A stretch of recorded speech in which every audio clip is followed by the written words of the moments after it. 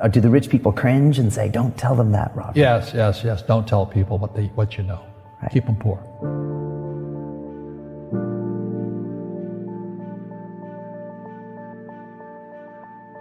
The moment I pay you, you think like an employee. The moment you accept the paycheck, your brain goes dead. That's the trap. Entrepreneurs work for free. As long as you're hungry, you'll think. The school system was designed to teach you to be an employee or a doctor or a lawyer, a specialist, but never about money. The poor will always be amongst us because it starts up here. It's in their words, and the words become flesh. But when they say, I can't afford it or I can't do that, they go down. They become what they say. And I meet so many people, I can't afford it. You think I'm made of money? My PhD dad, he says, what do you think I am, made of money? I can't afford that. And my rich dad would say, that's why he's poor. Poor people say, I can't afford it, I can't do that, I don't have time. Because it's an escape.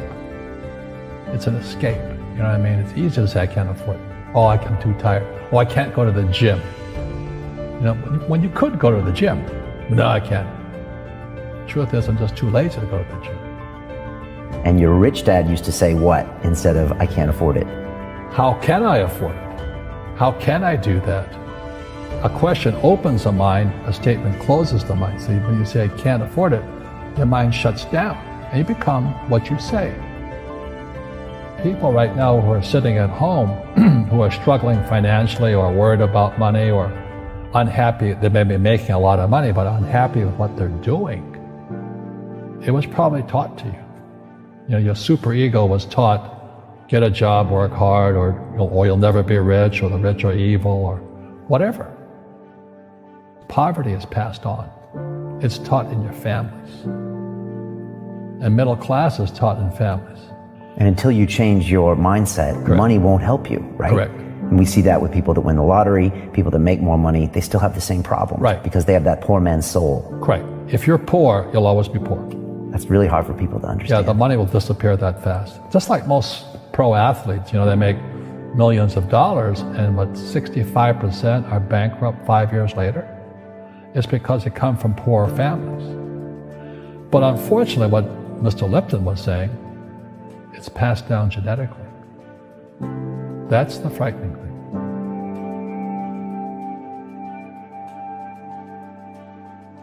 If you don't want to learn it, I can't help you. I have bad luck too. I've had financial crashes. I've had people stab me in the back, but they're all good because I grow from it. That's spirituality. People who are afraid of making mistakes, like they teach in school, they don't ever grow. Because spirituality is there's good and there's bad, there's right and there's wrong, there's up and there's down. Most people only want to be right, they only want to be positive.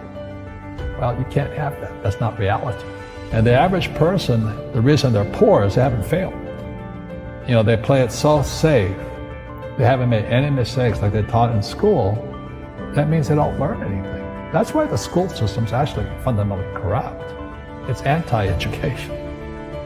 But the average guy is standing there, oh, I'm an A student, I'm going to do this all on myself. And a bunch of rugby players run you over, and you go, well, they're not playing fair.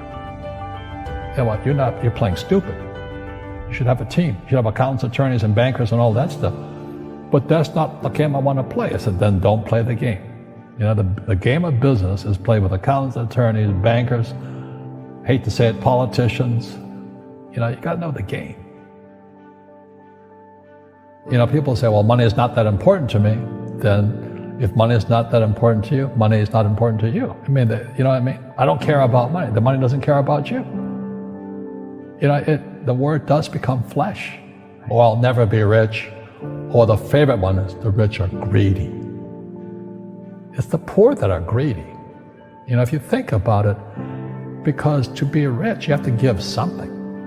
I have to produce books and games, and I purchase real estate, I provide housing, provide jobs and all that. That's why I'm rich. But greedy people produce nothing. Einstein said, imagination is more important than knowledge, but knowledge empowers imagination. And what most people lack is real business knowledge, like accounting, like debt, like taxes. You got to know that stuff, but they don't teach it in school to anybody.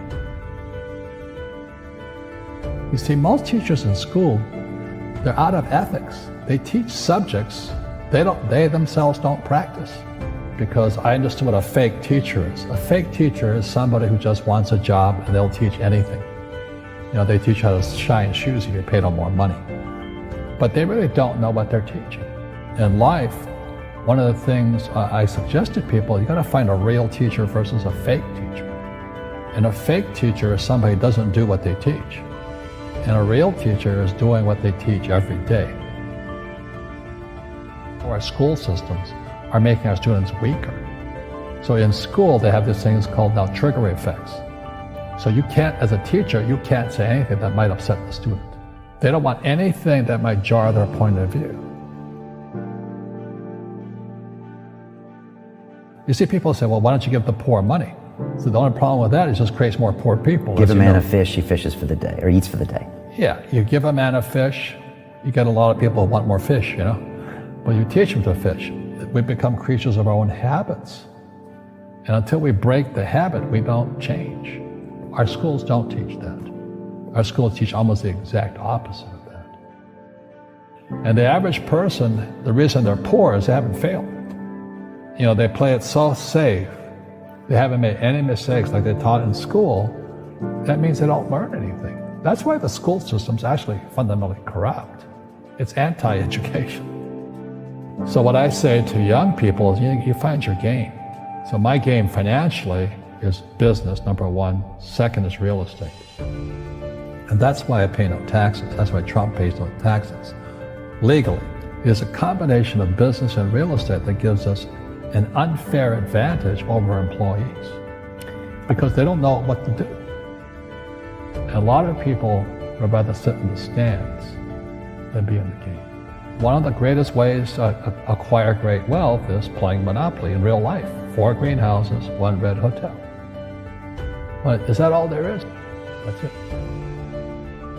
Robert, if I could give you some kind of a magic phone and you could make a call to the 20-year-old Robert Kiyosaki and give that young man a bit of advice, what would you tell him? I would just say keep going. Just do what you have to do. Just live it to the fullest, which I did. Nothing I ever did made sense. Could you imagine quitting a $120,000 a year job for $200 a month to go fight in Vietnam and almost die? It didn't make sense, but it was the best decision I made at that time. And I think what most people do is they let their parents or their friends talk them out of life. So afraid of failing. But failing is how we succeed. You look at guys like Edison and all that.